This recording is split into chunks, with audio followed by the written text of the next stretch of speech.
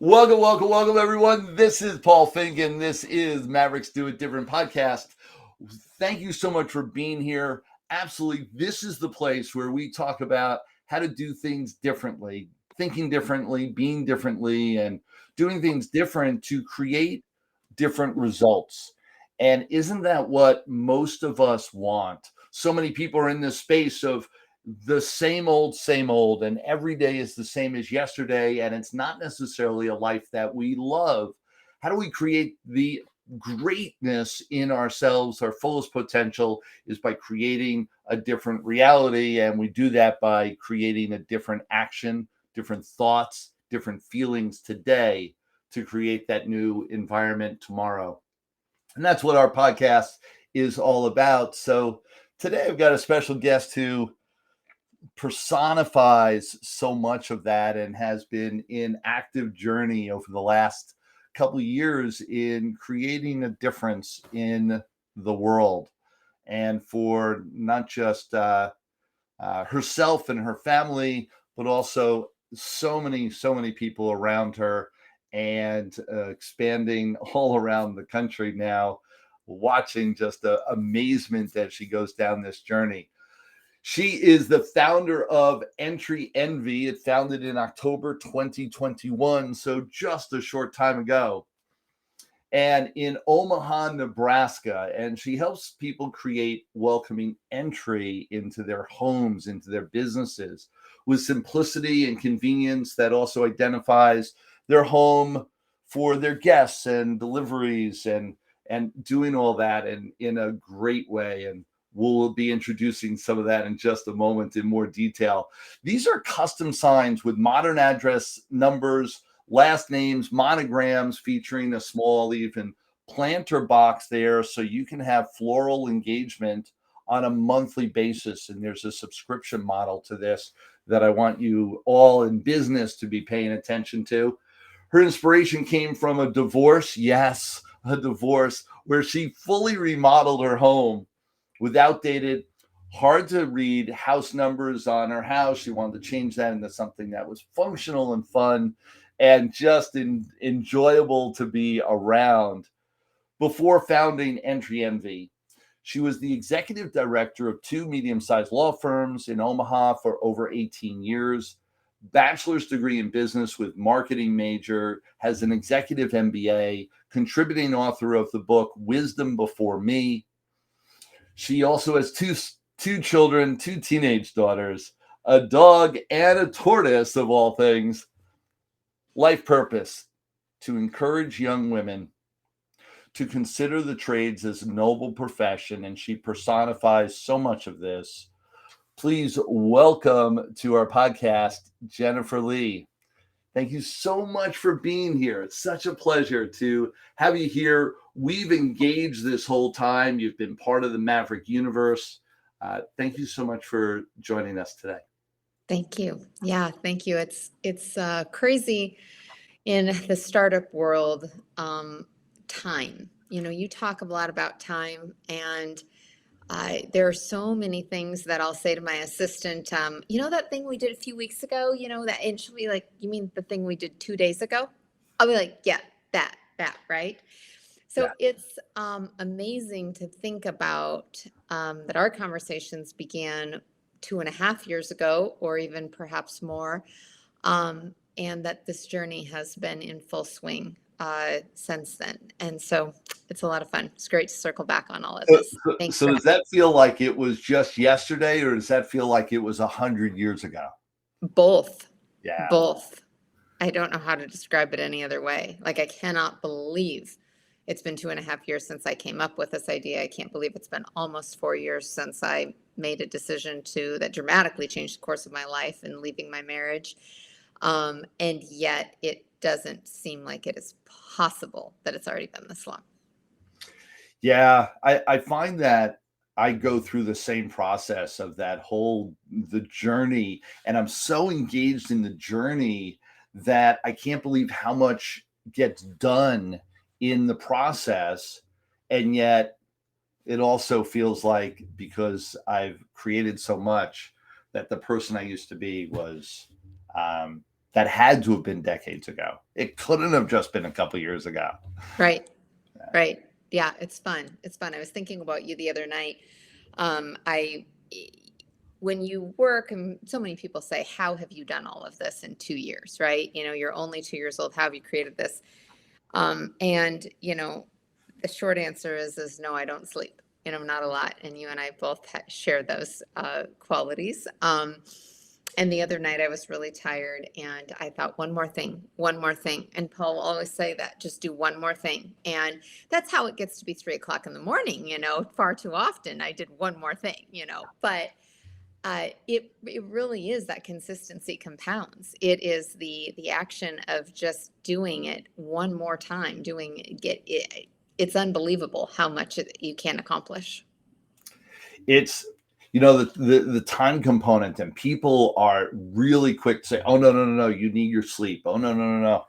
And yet every highly successful person I know, they profess not needing the sleep because, and I've talked to a few people that are really in tune with who they are, their body, and they all say the same thing, that your passion for life ends up transcending everything else. And that's key, is that you're so passionate about what you're doing. And I know, Jennifer, you are with everything that's been created, that you're so passionate that it doesn't feel like you're sacrificing anything. It doesn't feel like you're doing without sleep. And it also, the next day, just rolls into just more of what you want. Yeah. And with that, it's an amazing journey. It's a lot of fun. It's a lot of fun. So let's go back and just kind of recap some of the things that have happened over the last 2 years for everybody. So we actually got engaged. We engaged in conversation during COVID, and it was on a virtual, and we really weren't traveling yet. And I was doing virtual events, if you will. And you came on one of those events, and I don't even know how you ended up there.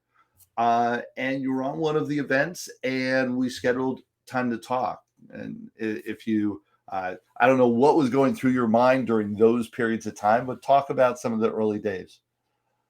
Yeah, so I'm going to take kind of people back to real quick. So you mentioned I got divorced. I moved into a fixer-upper because it was during the middle of COVID, and trying to buy a house at the peak of the market during a financial situation that was challenging because of the divorce going on.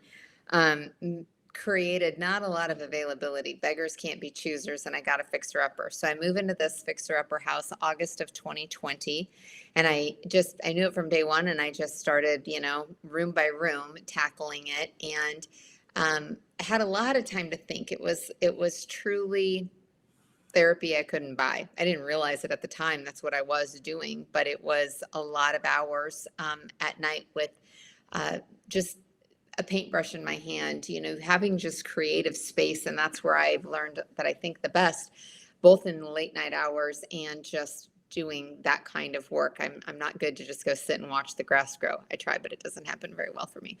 And so when I got into about halfway through the remodel, it was in around January of 2021.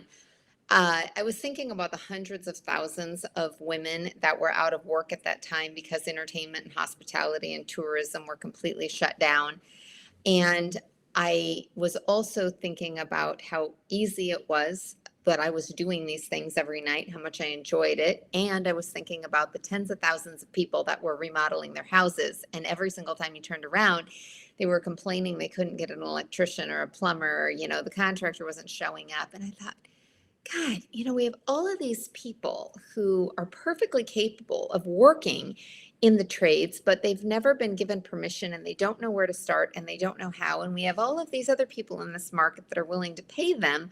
How do we put these two together? And I started walking down this path in my head, and then I actually started taking action to say, can I fix this? Because I personally was tired of trying kind of running into the same obstacles over and over. You go figure out how to do something. Yes, you can do it on YouTube or whatever. You watch 50 different videos of 50 different guys who give 50 different sets of tools and methods of how to fix something.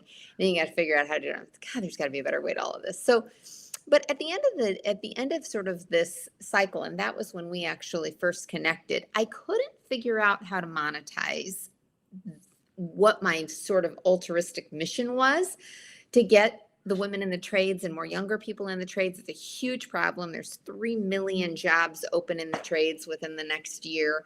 And we just don't have enough people because we have done an incredible job for the last 35 years of sending every single high school graduate to college, regardless of whether they have a plan, regardless of whether they have enough money to go. They don't know what they're going to do. They're going to go to college, right? And we're creating a really economic infrastructure crisis for our country, and we have to fix that. But digressing from that, I was managing a law firm full-time by day. I was remodeling my house at night. I was a single mom with 2 kids and no other outside financial resources. And I couldn't figure out how to monetize this mission, if you will. And so I shelved it because I wasn't in a position to be able to quit my job and do anything different. So I just put it on the shelf and I thought, okay, we'll come back to that someday. But at least I know why I'm here. I knew with clarity my purpose on this planet is to solve this problem. It just wasn't at that time. And so I kept remodeling the house, and it was in April of 2021, 4 months later, that I went on this mission because now I came home and the inside of my house looked brand new. It looked beautiful. I was proud of it, but the outside looked old. It looked like a fixer-upper. And I'm like, oh, I'm out of time. I'm out of energy. I'm out of money. How do I add curb appeal without spending a lot? So I decided to paint the garage door, paint the front door, update the light fixture, and figure out how to move the house numbers that were above the garage door. You couldn't see them. They were old, they were small, they were crooked, to a different spot. So I started Googling modern house number signs. And when I stumbled upon one for inspiration that had this little planter box on the front of it, I thought, well, I'm not going to pay anybody to make that. I got extra stuff out in the garage. I'll just go do it myself. So I did. Decided to paint it. I had to go to 3 or 4 different hardware stores to find the house numbers I wanted. Nobody had them in gold. I wanted gold, so I spray painted it. And now I got the sign, and it looks really cute. Now I've got this planter box on the front, and I'm like, well, what the hell am I going to put in this? And so I'm not planting anything. I don't have time to water flowers twice a day, and I live in Nebraska. We could only grow something 4 or 5 months out of the year. I'm like, this isn't going to work. So I take my sign to the local craft store, and it's right before Easter. I spent about 45 minutes trying to figure out what kind of fake stuff to put in here. I've got to buy 3 foam blocks, and I only needed 1 because that's how they were sold. I had to buy a whole bag of Spanish moss, and I only needed, a quarter of an ounce. I had to buy 12 tulips. I only needed 3, but so $37 later, an hour worth of time, I'm now at home. I have to find my wire cutters. I can never find my wire cutters. Don't ask me why, but I had to find the wire cutters. I found this cute little robin's egg, and I needed to figure out a way to have him not blow away. So I found something to poke in this egg, and then I had to hot glue it. So moral of the story, I thought, holy crap, I thought watering this was going to be a lot of work. This was a pain in the rear, but it was the cutest thing ever. I mean, cutest thing ever. I had my little brown burlap bunny and a little egg and 3 tulips and Spanish moss, and it just looked adorable. And I thought, well, I'm not going to do this every month. Who ships this stuff, So I go back to Google and I start searching for faux floral subscription boxes, holiday and seasonal decor, artificial decor for your front porch. I mean, scouring Google, Pinterest, Etsy, and no one was shipping this stuff. No one. And I can't believe that. But it was like that God moment of where I remembered my professor from 1997 in my marketing class who said, if you're ever going to create a business, create a reoccurring revenue model. And he used the example at that time of the newspaper, right? That was the first subscription. Right. And I thought, And I thought, not everybody needs house numbers. Some people need last names and monograms. And what about the people who live in apartments or assisted living? Maybe they would like something for their door too. But the common denominator that I came up with was everything would have the same size planter box attached to it. And my business model was shipping monthly and seasonal faux floral holiday, and, decor. And so I did all my models. This was like for 48 hours. I built this entire multi-million dollar business in my head. And I went then and sat down and looked at the spreadsheet because I knew I had to make the numbers work. So don't get too excited, Jen, right? So I started working through the numbers and I thought, no, this works. And then I thought, well, is anybody going to buy it besides me, right? So I think this is a good idea, but then you got to do some market testing. And so I went to a little craft show, and I didn't have a company name. I didn't have a website. I was just there with my samples, and I collected 250 email addresses in 6 hours from women that said, as soon as you go live, please let me know. So now I had to figure out, I have, lots of formal education. I have an MBA. I've managed $10 million revenue plus businesses for 20 years, but I had no clue how to start a company. None. And I'm like, wow, okay, I need some help. And, I am a big believer in being a lifelong learner, continuing education, and working smarter, not harder. Find the shortcuts whenever you can. Maximize, right? Those are my Gallup strengths: strategic, maximizer, arranger. So strategic, great. I want to start a company. Number two, I need to maximize the ROI, and I need to get there as fast as I possibly can because this is not going to be an inexpensive or quick journey. And arranger is like, what are all of the resources I need? Money, people, tools, energy to be able to accomplish those goals. And so I started going back. My executive MBA thesis was on executive coaching. And so I had interviewed 78 executive coaches from all around the world back in 2013, before I even knew what an executive coach was. And I started looking at that list and I thought, surely somebody on here knows how to start a business. And so I found a gal, and through her, she actually is the one who connected me to you. She was, Amy Walker is amazing and very systems, process oriented, sales. I love her. And I just needed systems at that point, one step in front of the other. And you and I had been on, you had done a very brief podcast. It wasn't a podcast. It was like you jumped on a Zoom. I heard you for about 10 or 15 minutes. I don't even know what I heard, but I heard something and I thought, well, this guy's pretty good. I want to meet him too. And so I jumped on one of your other calls that you had on kind of a Thursday night. And I'm a lurker at that point. I'm sitting in the back and I'm kind of thinking that you're really too good to be true. I don't know if you really know what you're talking about, but everything you said, I heard, I listened, I believed, and I thought, I think I want to meet this guy. And so I started the idea of this company in April of 2021. I work, every single night until 2, 3, 4 in the morning, after I managed a law firm all day long, after I got my kids taken care of for dinner, and I worked on the back end of Entry Envy, building this company. And I launched it officially October 1st of 2021. And I got 25 subscribers my first month, and it was amazing. And I knew every single one of them. So I still hadn't crossed the threshold yet of we have anybody outside of this buying, but we had 25. And November, now we added another 20 or so. And I didn't know those people. Now we were starting to get a little bit further outside of that. And you were hosting Maverick Success Live in Las Vegas, and I had a free hotel room and a free plane ticket with points, and you had a reasonable ticket price, and I thought, you know what, I'm going to go spend 3 days working on myself, on the business, and get away from my 3 a.m. mornings with my computer and, coding and everything else I was doing, and just think about, where's this going? What am I doing here? And it was getting tricky at this point to keep managing the law firm all day long and run this business that was now live. Now I had people calling me and texting me during the middle of the afternoon, asking questions about what sign to order. And I thought, this is getting a little hard. And when, I went and had that experience with you, it was the best thing that I did for myself and certainly what I needed at that time. And it made me think so much about where was I going with this. And at the end of the day, what you talk about to so many people, and I have shared, and man, all of the high achievers, we all know this, It's fear. Everyone has fear at every level of success, and that's what you have to push through to get what you want. It's not that you're not going to be scared, but it's be scared and do it anyway. And the quote of whoever said it, everything you want is on the other side of fear, is just, so true.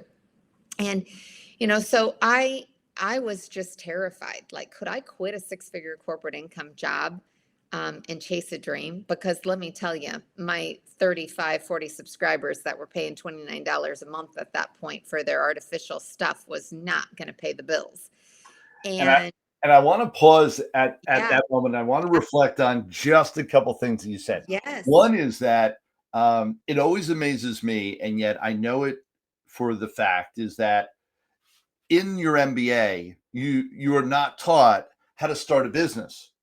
And that always amazes me because, well, you're being taught all these great components about business. However, the cornerstone is getting one going.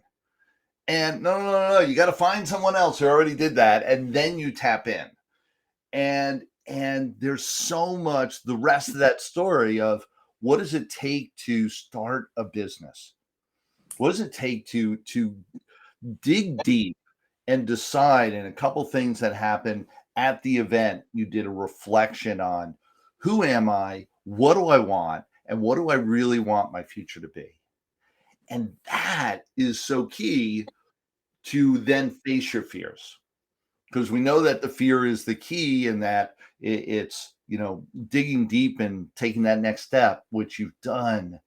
And yet it's the understanding of what is my journey and what do I really want that'll be the motivating factor to actually take that leap, yeah, take that step. And yeah, so you had the idea, you were ready, and I went, I don't know. Most people go through the same journey. They end up selling their family and friends. They sell them all this, and then they go, so they bought, but who else is going to buy? You went through that process. And all during this time, I remember we were talking. We were already engaged. We had a consult, and we were there was text back and forth. There was some engagement with a few components along the way. And then I was so glad when you came to the event, because I know that becomes a catalyst for so many people in really spending the time away from their business in their life and getting clear with what their future is. And that was a catalyst, a key moment for you in driving forward. yeah. And when I went by myself, and I wouldn't have gone any other way. It's I'm not an advocate for divorce, but I'm an advocate for really, really, really supportive spouses. And if you don't have one, it's probably why you're unhappy. And I could not do everything that I have done um, in I think, quite frankly, in any relationship. And the last 2 years. And I think that event for me, the question that you raise is the hardest one to answer. And I go through this every day. I'm going through it again right now. What do you want? You can have anything you want. What do you want? And that comes up at different places for different reasons at different times. And I'm there again on another issue related to the next level of the business, right? What do you want? And to not be influenced by anybody else for those 3 days and really be focused on me. What do I want? When I hired you, I didn't tell anybody what I was doing. There are most people. Thank you for that. Thank you. Yeah.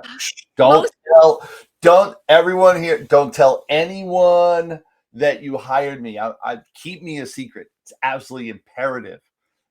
Thank you.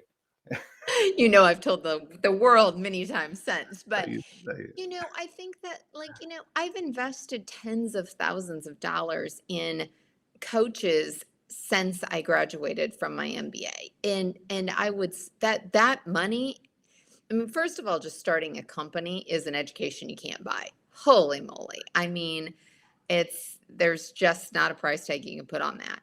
but every coach has a different purpose, I think, for me. I mean, time, place, purpose, whatever I needed.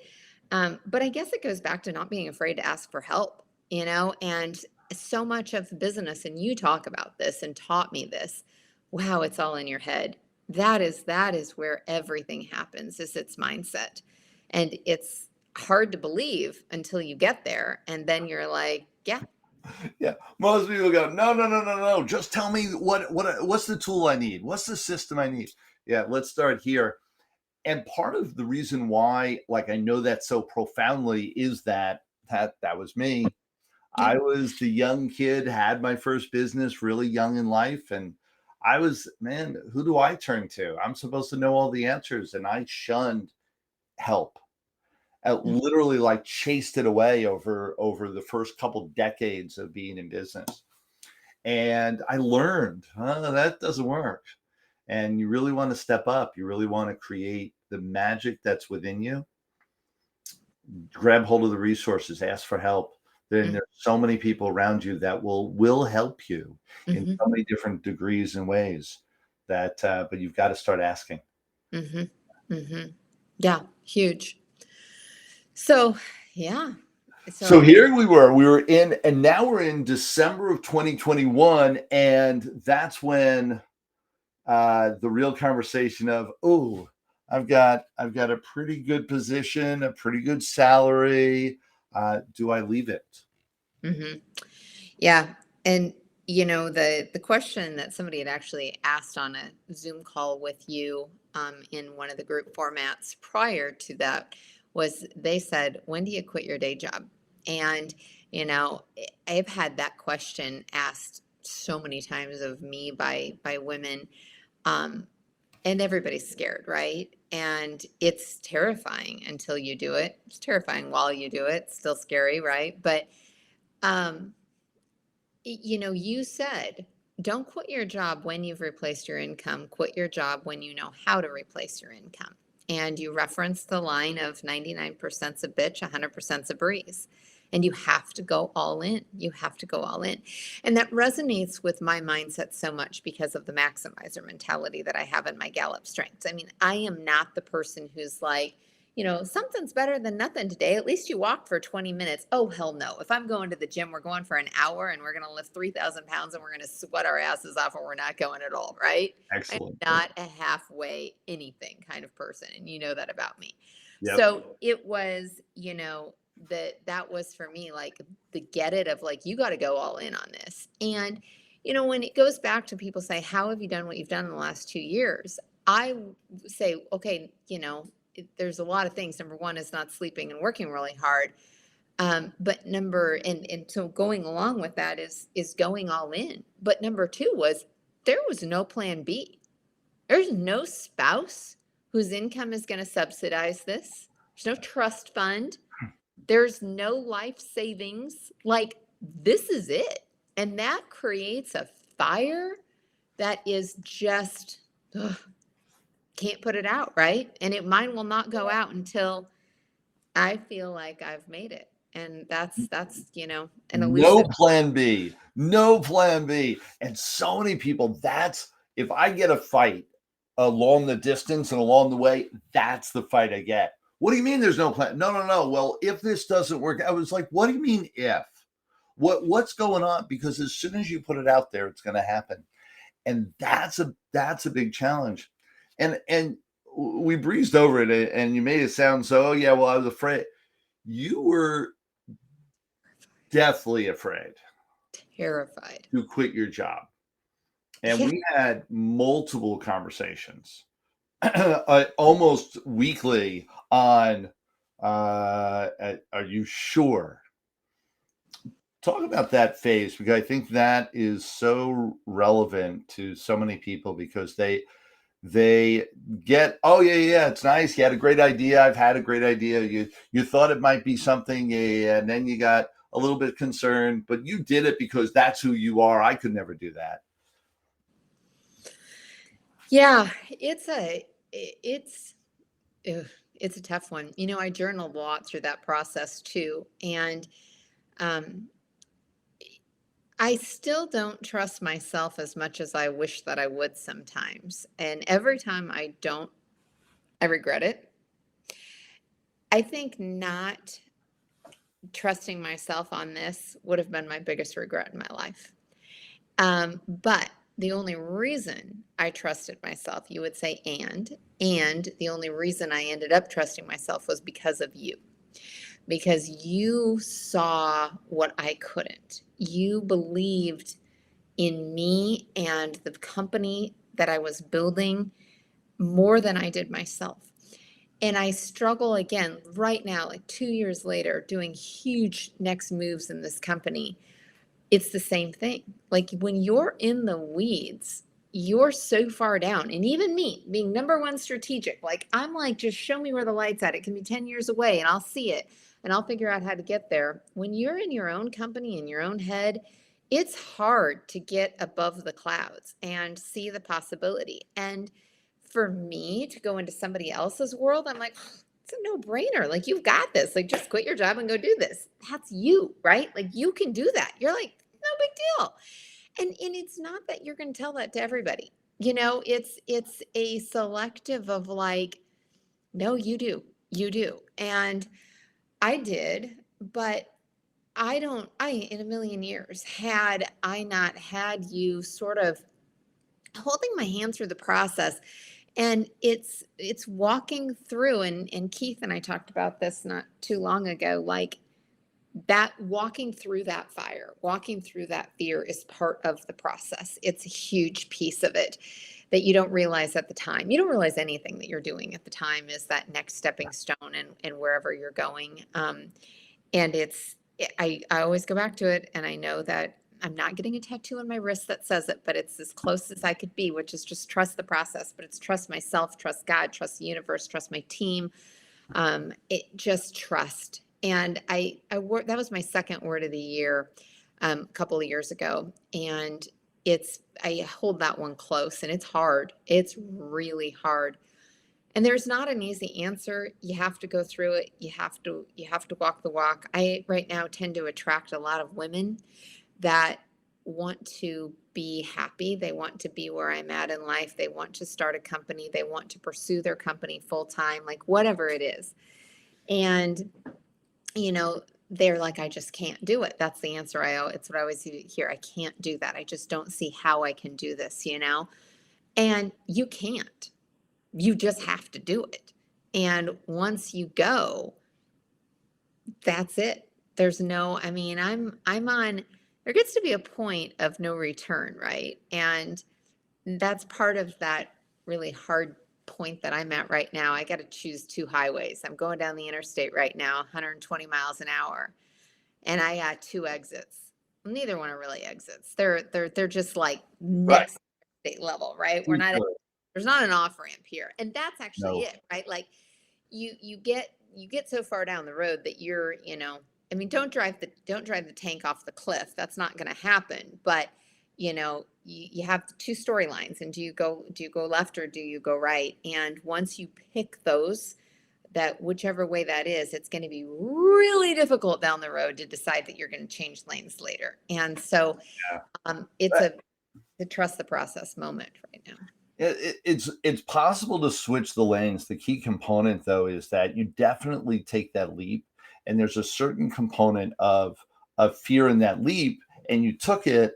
But then there's also, people don't recognize, there's leap after leap after leap after leap that you end up doing in your process, and that's where trust the process comes in.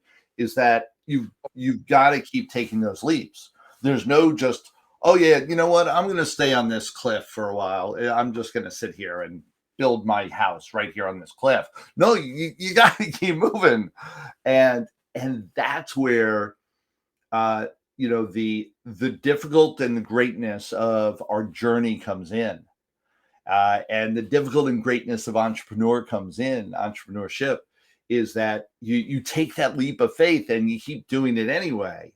And then you do it again and again and again, knowing that every time you take it, it could go left or could go right, could go up, could go down, only there's going to be another leap later on. So whatever happens, trust the process.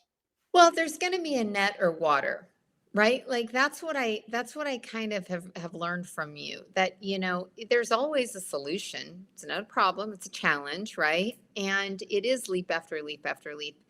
And the first one, there's different points that are really, really hard. Those are those milestones, right? So quitting the day job is a really big leap. I absolutely love, in fact, Keith is the one who told me to read this book, so I'm sure you have as well.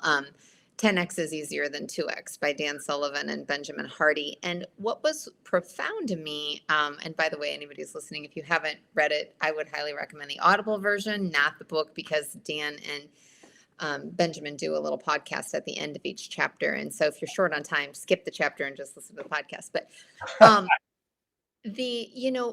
what he says, what Dan talks about is that 10X moves are those that you are abandoning 80% of what you know, what you've done, who you've spent time with, whatever it may be, 80% of it, to go a different direction, to think differently, right?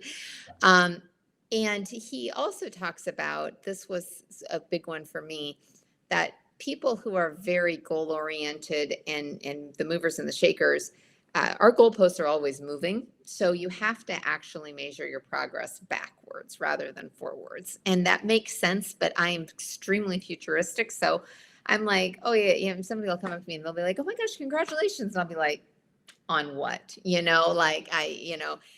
it was, I don't know, whatever, an article or an award or something, in the last few weeks that happened. And for me, I'm just like, oh, that's old news. I mean, I don't say that. Of course I say thank you, but I've moved on.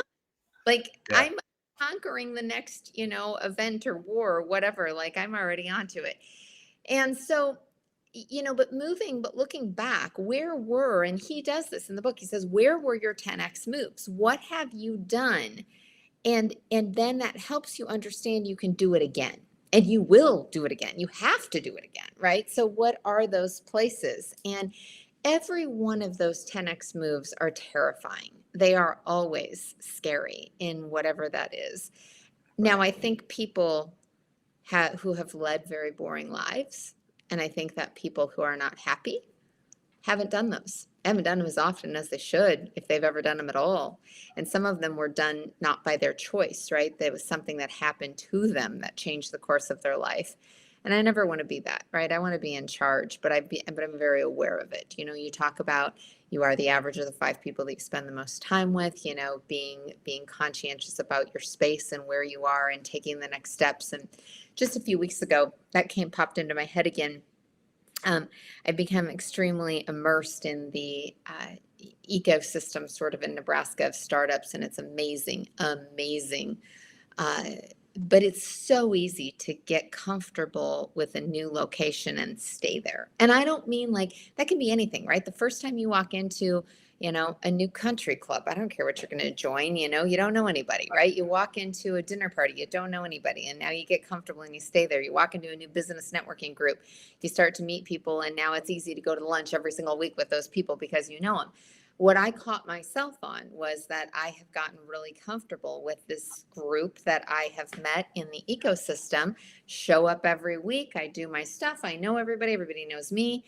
And I walked into a room for the first time a few weeks ago of a group of people that I didn't know. It was next level people in the space of founders and startups. And it was, and the moment I walked in, I thought, whew, haven't felt this for a while, and I better go back. Right? Like I recognized immediately that I'd been comfortable too long. So that's huge. That's huge. And it's the doing it different.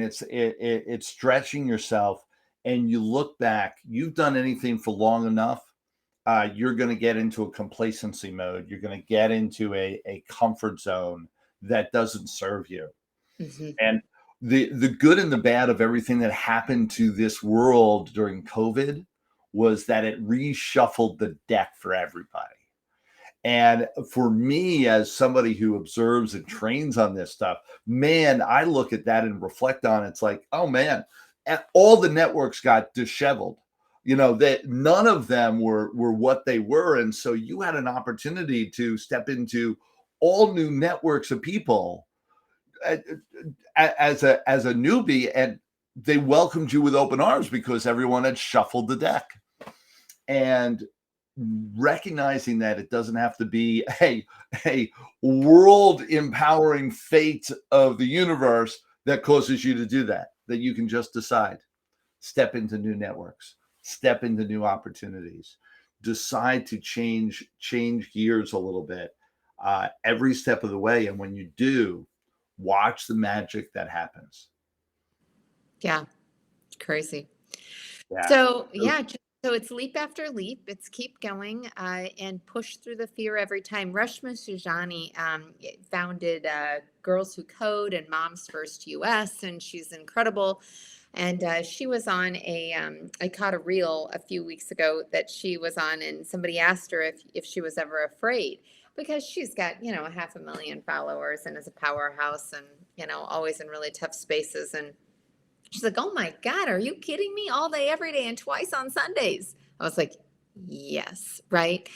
And I took my 14-year-old daughter to Pink, and she took a moment during her concert, and she talked about her own daughter.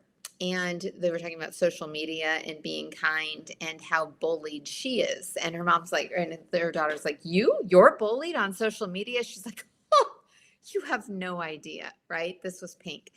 And so, I think that it's recognizing that whenever you're going against the grain, you're doing things different, you're in the wrong lane, you're making bold moves, the entire process is never going to be comfortable. You're never always going to be the most popular person in the room, and you have to be okay with that.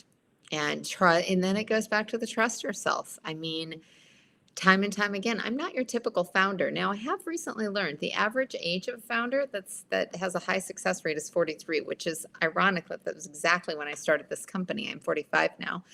But I don't feel like a typical startup founder. I don't look at myself as a 25-year-old, in tech who just graduated. And what I've had to learn is that there's not a textbook for how you start a startup, and you have to start making some decisions, like, are you a small business or are you a startup? It goes back to that question of like, what do you want? All right. And there's a learning process to that. And then you get to the place of like tapping into like, okay, this is the way that everybody says to do this. And then, okay, what I bring to the table is 25 years of business networks and experience and connections. Relationship is my number one. And when you go back to Dan Sullivan and Benjamin Hardy, it's who, not how, right? And really tapping into the who of how to make this happen. And that's been a piece that I've come back to time and time again. It's hard to remember. And it's not that you're not doing the work, you sure as heck are, but it's doing it different, right? Say the least. Now, and I want to fast forward, and we haven't actually mentioned what success you've had over the last 2 years. So why don't you give us the current status of where you're at this stage in your process now, just over or just about 2 years in stage. So we talked about October 2021. I launched. I got 25 people who I know who have bought our product. We end 2021 with 40 subscribers, and me turning in notice to leave my day job, believing this is going to work. I left in March of which is when you engaged with me fully, yep, and exactly. we started working and locking arms together. Yep. And I would say, just for reference, like I did the work with you really hard for a solid 12 months during this process. And so if you look at, as you took a course, you invested in education, that was, different coaches have different timelines, and your program certainly goes on and on and on for years, and you get what you need when you need it, but I needed you for 12 months really intensely, and that's what served me the best. And so so I leave my full-time job now in March of 2022. Entry Envy is getting really busy at this point. In June of 2022, we won the Best New Subscription of the Year award from the Subscription Trade Association. And we started doing a lot more collaborations. By the fall, a year later, last fall, again, this goes back to this very beginning of this, like time is so weird in the startup world and how much we work, but I was ready for that next level. I was started to look again. I was like, okay, I got to learn. I know what I've got now. We had a couple hundred subscribers at this point, so we'd had a tremendous amount of growth in a short amount of time. And I knew that I needed to get more resources. And so that was when I made the decision of sort of what path am I going down at that point. Started to get very well connected in the startup world. Every big city has an ecosystem of startups, but they're kind of hard to get into, to be honest with you, because it's a really small subset of the population that has a product that has a $1 billion plus potential addressable market. And there's a fewer subset that has the guts to take the risks and do the work that it's going to be required to get on that highway. Right. And so in October, I had a trajectory changing conversation with one of the coaches through an accelerator program through Generator is based out of Milwaukee. They focus on the flyover states and cities, if you will, for talent that is outside of Silicon Valley and sort of the big cities. Right. And so they have a program in Nebraska that's called In Motion. And I had a conversation with one of those coaches, and it was the first time since talking to you the prior year that I felt heard, that I was like, okay, somebody gets where I'm at. I'm not crazy, right? Because you have lots and lots of conversations and people are just looking at you. I mean, they may or may not, but it's like you could just feel it's four eyes. We're not on the same planet here, move on next. And you just kind of have to keep having those. And so I finally connected with his named Mason Cook, great guy. And I'm like, oh, okay. I think I found my next spot. And so highly competitive to get into. They talk to 2,500 founders. There's 500 applications. You go through this process. And I was chosen as one of 6 Nebraska companies to participate in this accelerator program. That was an intense program of 14 weeks. They invested $100,000 into our company and then paid us to go through this training program, which was incredible. The point of that program is they only put you in the program if you are a venture backable company, from the capital perspective, and then, have the founder ability, can do the work, all of these pieces, right. But the idea is they're teaching you how to perfect your pitch and your executive summary and go raise money, go raise money, because that's how everybody makes money at the end of the game on venture capital companies. And so it was an incredible experience, grew so much. And then kind of got pushed out of the nest at the beginning of August and said, okay, go fly, go do this. I should mention that in June, so that program, the conversation, and I think this is important too, everything takes time and I don't have a lot of patience for it, but that conversation that really sort of has completely changed where I am 12 months later started 12 months ago. That conversation starts, I get accepted into the program. I had to apply in January of 2023. I got accepted into the program in April of 2023. It started in May. And I graduated at the beginning of August. And in that time period, I also won a pitch competition for $50,000 through the Subscription Trade Association. Competed, again, highly competitive, hundreds of applicants in front of 2,000 plus people and 4 really badass judges. Chief strategist of Google, Neil Hoyne, and Jesse Puggi, who had a 9-figure exit from his first company and is building another one. The founder of the 7th largest VC in the world, Brian McMahon, Expert Dojo, Nicole Silverstein with Retail Touchpoints, just amazing people. This was the real deal. This was not any kind of a vanity award. And there were 3 other companies that competed against. And I would say that that was a really validating moment for me, that it was like, okay, I've got this. And you have to have these wins to keep going, because this is the hardest thing I've ever done in my life, hardest thing I've ever done. And that was huge. So, and I would not, in my opinion, have won that had I not been in the In Motion program that was literally training me to create the perfect pitch and the perfect executive summary. So, I got up there and I was like, bam, 5 minutes, here you go. 5 minutes of questions and answers. I've answered questions from really hard people for, lawyers for 18 years. So Right. nothing scares me, right? And it was really, really fun. It's super cool. My daughters got to be there to watch me win that award. And you know, I've given up a lot of time with my kids and sacrificed a ton, totally disrupted their lives 4 years ago when I left their father. And it's hard to explain to your children why you work as hard as you do, why you miss some things that you do, and I think for them, like, to see that, oh, mom's actually really doing something here. This is pretty cool. Was huge. And they got to also hold a giant check, which also helps in the world of, 12 and 14-year-old girls, that they're like, oh, this is awesome. We actually, all the money was sponsored by a company out of Chicago called Prayla, and they're a Shopify dev shop Yep. e-com agency specialized. They're redoing their entire website. It's gonna launch at the beginning of January.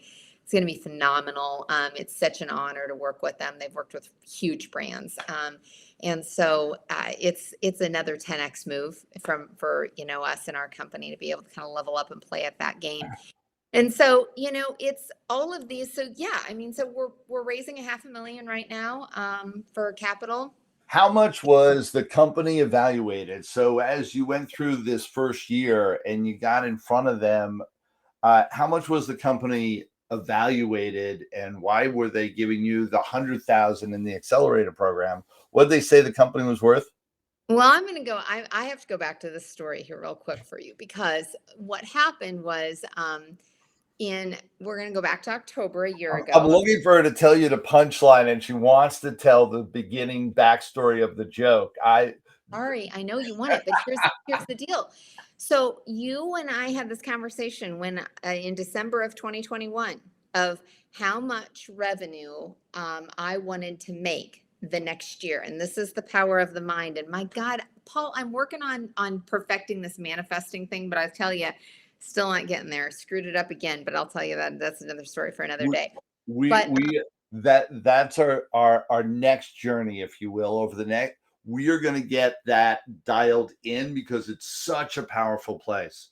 Manifestation. We'll touch on that another. it works every single time. Yes. I just don't quite have it perfected yet. So I'm in for that class for sure.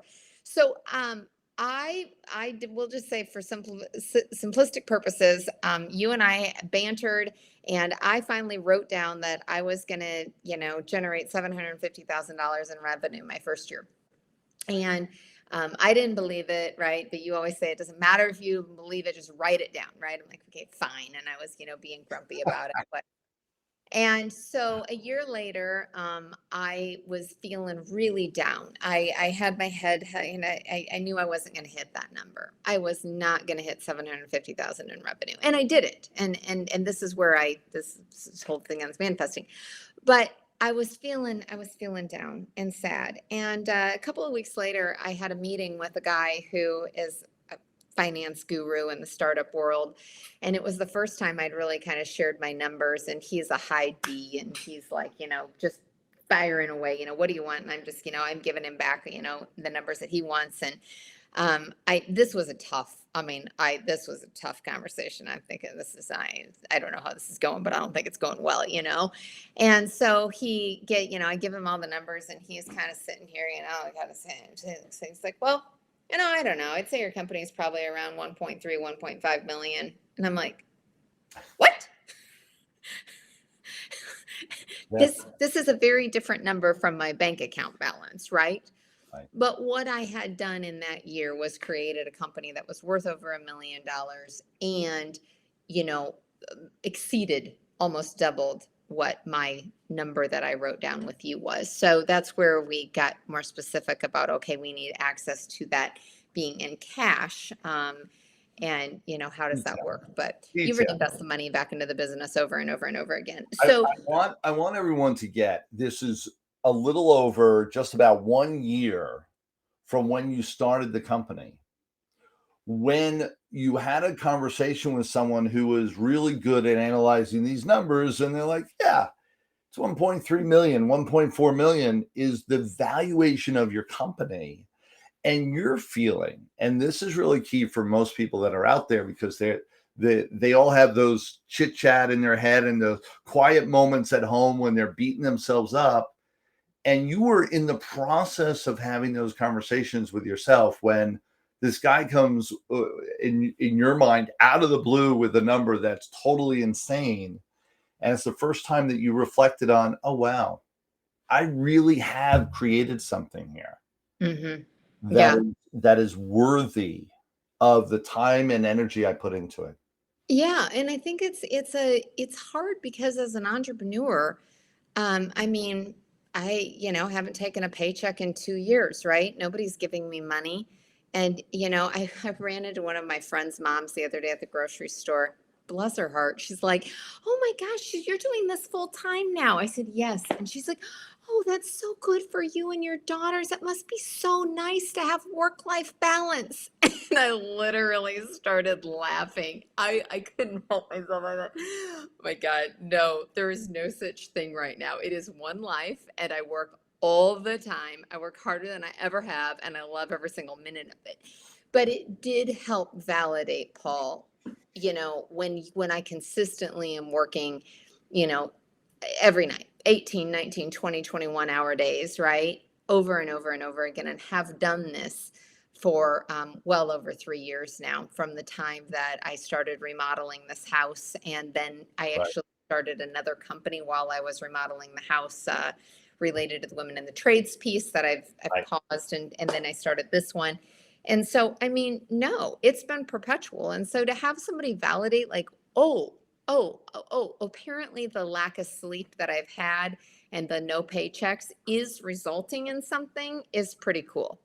I said to one of my other good friends, moms, I was on the phone with her about a month ago, and I said, Jeannie, I've always been a little bit humble about, being well paid for the positions that I've had. I've always been in executive level, leadership positions, and done very well. And I said, when I sell this company someday, whatever the amount is, I earned every penny of it. I know that. I know that. It is No, so hard. and you're also building, and it's, our focus creates our intent, and creates our perception. Yeah. And so focusing in on, oh, I've worked so hard, I've done so much, and yet the magnitude that it has in your purpose, and getting back to what I read in your bio, when and what I know to be true for you, is with all our conversations, that showing young women Huge. what life could be is what you've done, not just in a general sense, but for your daughters to know, and for, if you could pick a life for them, are you saying that you wouldn't want them to go down the journey that you just went on the last 2 years? Oh my gosh, no. I mean, I want them to do whatever they want to do. I'm not anti higher education. I'm just about choices. I'm just about Yes. providing, be happy. It goes back to, like, and I just look at so many women. Like, it's unbelievable the number of women to me between the ages of 35 and 50 that I know that are unhappy. Wait, and I want you to pause. What creates happiness? What has created the happiness for you? Living life for you and not everybody else. Like, it goes back to, like, you have to put your own oxygen mask on first. The analogy that I give moms is, I'm like, listen, when you are in your house and you get sick, your kids are little and you get sick for 3 days, the house, it goes freaking goes hell in handbasket. Like, I mean, everybody lived, but laundry definitely didn't get done. The house looks like hell, right? I mean, you don't even want to go down that path. Every mom knows what I'm talking about, right? And we go through life, and this is what you're holding it all together. You're the glue. You're the mom, the daughter, the wife, the grandma, the friend, the employee, the everything. And women lose themselves through that process. They just do. And they've all of a sudden lived their life for everyone else except for them. And there has just never been the statement more true that you have to put your own oxygen mask on first. And if you are sick on the couch for 3 days, which is essentially what ends up happening your entire life, you're like sick on the couch, but you're not recognizing it. Right. No one else is going to be happy around you. And when you're happy and you're thriving, everyone else that you want in your life wants to be around you and wants to emulate that. They love the energy. I draw people out all the time, like, oh my God, you're just so amazing. Your energy is so great. The energy comes from a purposeful intent. Yeah. And that's what people hear. The first line of the message is, oh, well, do for yourself. And then they just create themselves to be selfish and focused in on, oh, I'm going to go lay on the beach all day or lay by the pool. And that's what I do. It's the purposeful intent and the working hard to create a purpose and living a purpose every day. Yeah. Creates and has created that momentum for you that is a shining star for your daughters and every other woman out there. Yeah, it's the reason I get up every day. It's the reason. It's not about me, right? It is about me having my own oxygen mask on and taking care of myself and being happy, but I'm doing it for everyone else. I'm doing it for hundreds of thousands of women and young people in general right now who we've got some societal expectations of misalignment about what purpose looks like. And one of my people say, well, you got to go to college to grow up. Really? Well, if you're not living with your parents when you're 18 and you're paying your own bills, I promise you're going to grow up. It's I don't know, it's a lot of things. That's a different podcast for a different day, but Here.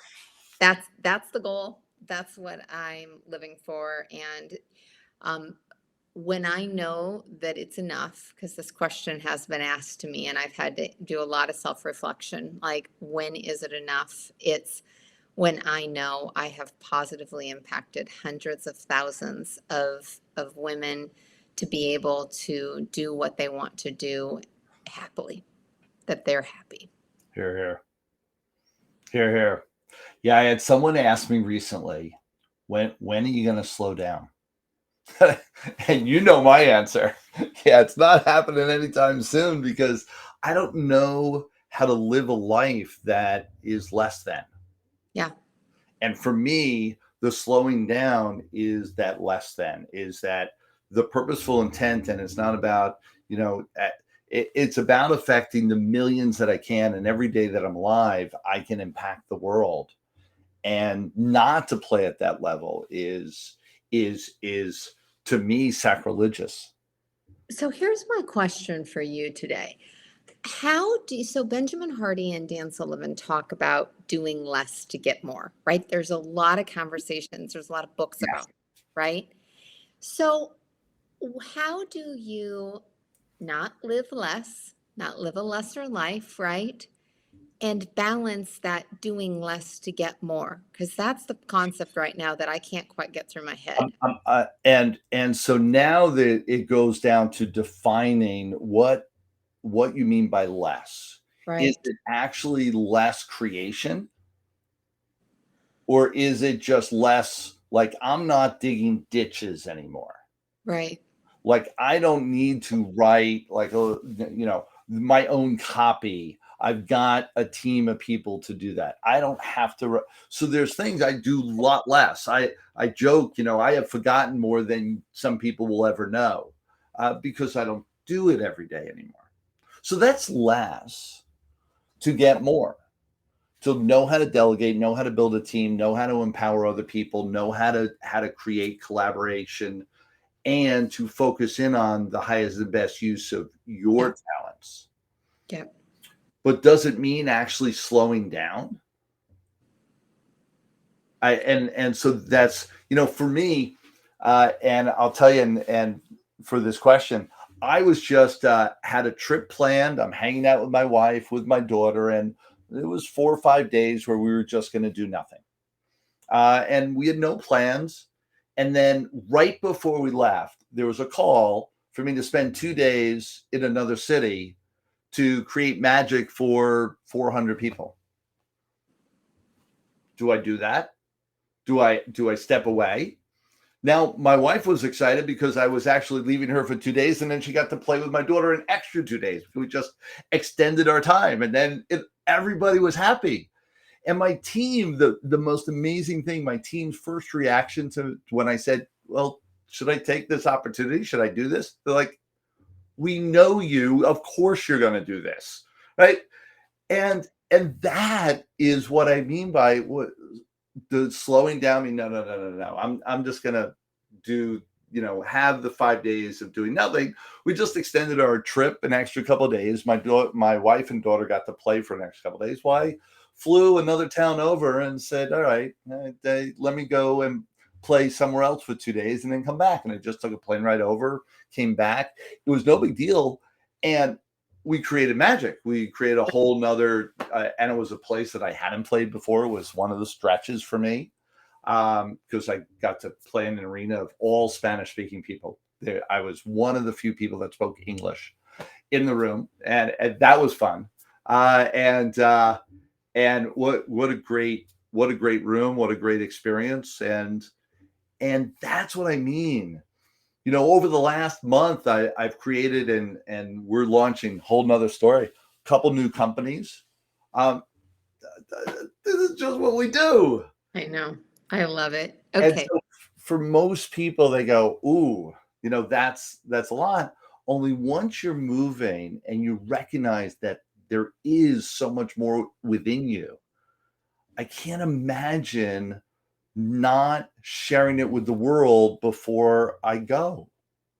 Well, thank you for that because I've learned so much, Paul. Thank you, truly. It's been a really fun journey, and I've said it over and over and over again. I never would have taken the leap. I never would have started it. I never would have gone down this path without your support and belief in me from day one, and it means the world. And I cannot wait to see where the rest of the story unfolds. Right? Like, get up, dress up, show up. This is only the beginning. This is only the beginning, and what a great close for our podcast and everything that we're doing together. But it's certainly not a goodbye. This is only the beginning for Entry Envy and for everything. And I do believe there's more ventures within you that are, and I know we've talked about some of the things that are the next level for you. And so excited to see. And for everyone that listens to this podcast, that watches this, watch for Jennifer and the shining star that you are, and where you're going to go. It's a glorious journey, and this is truly only the beginning. You've barely scratched the surface of getting past the camp at the bottom of the mountain. The mountain's still in front of you, even though you've already created such success. Thank you. God bless. Thank you for being here. Thank you for sharing just the pieces of your story. And there's so much more for everybody here that wants to take a look at her amazing creations. Go to entryenvy.com. Just amazing, not only an amazing product, and we didn't touch on it, but man, oh man, your ability to create an experience. If anyone's ever, opened a box from, so many of the top level companies in the world, well, Entry Envy will give you that experience as well. And receiving it every month and the experience that you give people is well worth the price of admission. And so thank you for doing all that you do every day. Thanks, Paul. Great stuff.